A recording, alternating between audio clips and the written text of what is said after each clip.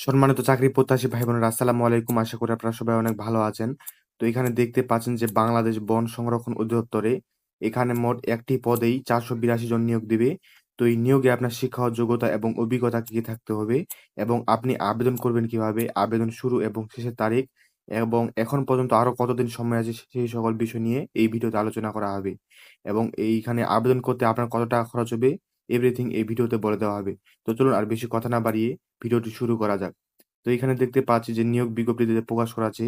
এটা হচ্ছে ৭ই মে ২০২৬ খ্রিস্টাব্দ তারিখে পরিবেশ, বন, জলবায়ু পরিবর্তন মন্ত্রণালয়ের আওতাধীন বন অধিদপ্তরের রাজস্ব খাতভুক্ত ফরেস্টার শূন্য পদে সম্পূর্ণ অস্থায়ী ভিত্তিতে নিয়োগের জন্য বাংলাদেশ নাগরিকের নিকট হতে নিম্নবর্ণিত শর্ত সাপেক্ষে নির্ধারিত সময়ে চাকরির আবেদন ফরম দরখাস্ত আহ্বান করা যাচ্ছে। তো এখানে আমরা দেখতে পাচ্ছি যে একটি পদেই ফরেস্টার পদে এখানে মোট ৩৮২ জন নিয়োগ দিবে।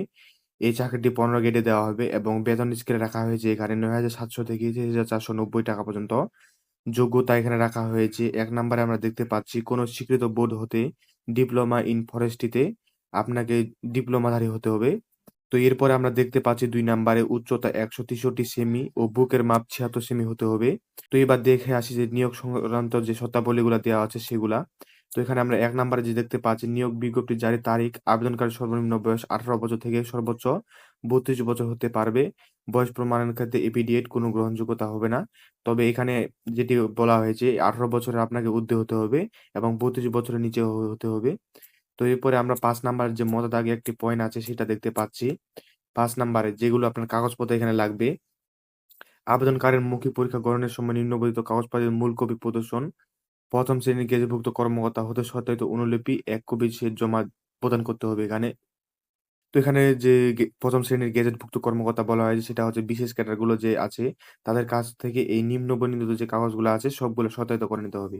তো ১ নাম্বারে আমরা দেখতে পাচ্ছি শিক্ষা ও যোগ্যতা সম্পর্কিত সকল মূল সনদপত্র সত্যায়িত করে নিতে হবে। জাতীয়তাপত্রের জন্ম নিবন্ধন সনদপত্র, সংশ্লিষ্ট ইউনিয়ন পরিষদ চেয়ারম্যান, পৌরসভা, mayor, city corporation, ward councillor প্রদত্ত কর্তৃক নাগরিক সনদপত্র।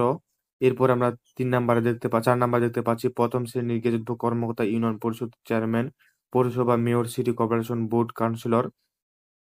এখানে আরো অনেকগুলো পয়েন্ট দেওয়া আছে মোটা দাগে, এগুলো আপনি পড়ে নিতে পারেন। এগুলো সবগুলা কাগজ যদি আপনার থাকে সবগুলো সত্যায়িত করে নিতে হবে ১ম শ্রেণীর গেজেটভুক্ত কর্মকর্তাদের কাছ থেকে।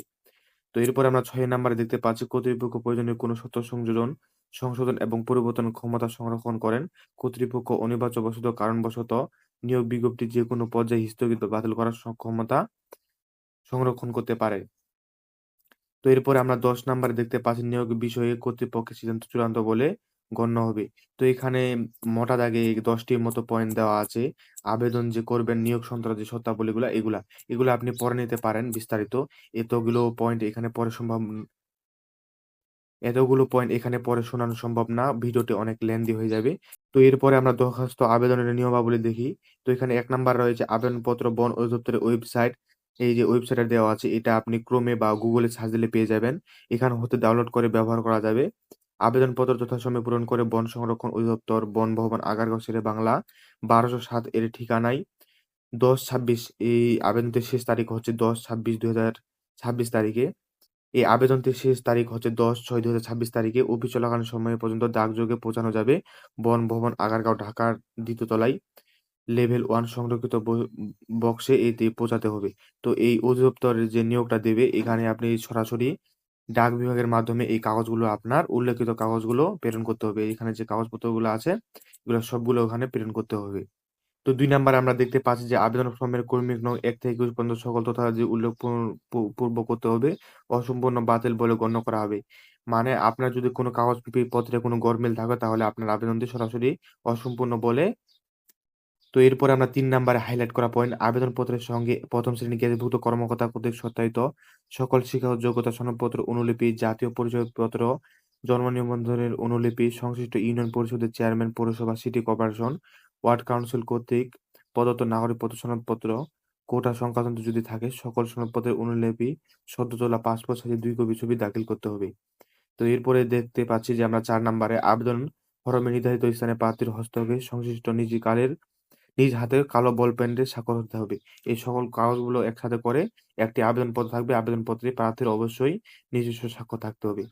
তো এরপরে আমরা ৫ নাম্বারে একটি মোটা দাগে হাইপেন করা দেখতে পাচ্ছি। সেটা হচ্ছে যে এখানে আবেদন করবেন কিভাবে এবং আবেদন তো উপরে দেওয়া হয়েছে। এখানে আবেদন করলে আপনার কত টাকা চার্জ প্রযোজ্য হবে সেটা এখানে বলে দেওয়া আছে। এখানে আপনারা ৫ নাম্বারে দেখতে পাচ্ছি, প্রার্থীকে পরীক্ষা ফি বাবদ ৳১০০ হারে প্রধান কার্যালয়, প্রধান বন সংরক্ষক কার্যালয়, বাংলাদেশ বন দপ্তরের অনুকূলে প্রতিষ্ঠানিক কোড, এটা কোড দেওয়া আছে। অর্থনৈতিক কোড এটাও দেওয়া আছে। অটোমেটেড চালানোর মাধ্যমে জমার করে মূল জমা গ্রহণ স্লিপ সহ চালানো কপি আবেদনপত্রের সাথে আবশ্যিকভাবে দাখল করতে হবে। এরপরে এই টাকাটা যে আপনি পাঠাবেন সেটার সম্পূর্ণ ব্যাংকের মাধ্যমে। তো ৬ নাম্বারে দেখতে পাচ্ছি, প্রার্থীদের আবেদনপত্রের সাথে যোগাযোগের ঠিকানা সম্বলিত 4x10 সাইজের 4x। তো এরপরে আমরা ৬ নাম্বারে দেখতে পাচ্ছি, প্রার্থীকে অবশ্যই আবেদনপত্রের সঙ্গে যোগাযোগের ঠিকানায় সম্মিলিত 4x10 সাইজের একটি অফেরতযোগ্য ৳১৫ ডাকটিকিট সহ সংযুক্ত করতে হবে। আবেদন করতে গেলে আবেদন করতে গেলে আপনার আবেদন ফি কাটবে এখানে ৳১০০ এবং এখানে ৳১৫ মূল্যের একটি এবং ডাকটিকিট সহ আপনাকে এখানে সংযুক্ত করতে হবে।